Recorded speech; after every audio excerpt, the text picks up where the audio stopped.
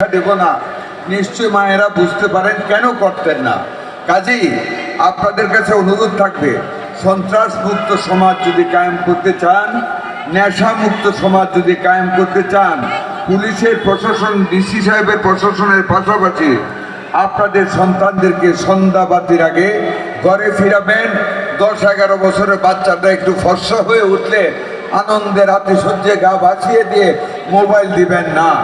এই মোবাইল ইহুদিদের আবেদন, মানে ইহুদিদের আবিষ্কার করা মোবাইল। তার ভিতরে যা যা দিয়েছে আমরা সবাই এখানে মেরে ফ্রস্টি নাইট মা সন্তানকে নিশিরাতে গিয়ে দেখে জানালার পাশে তার উপযুক্ত মেয়ে অ্যাডোলসেন্সে বসে জানালা দিয়ে বাইরে তাকিয়েছে।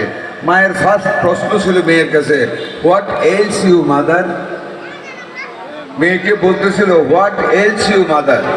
মেয়ে উত্তর দিতেছিল, it is nothing but the nature.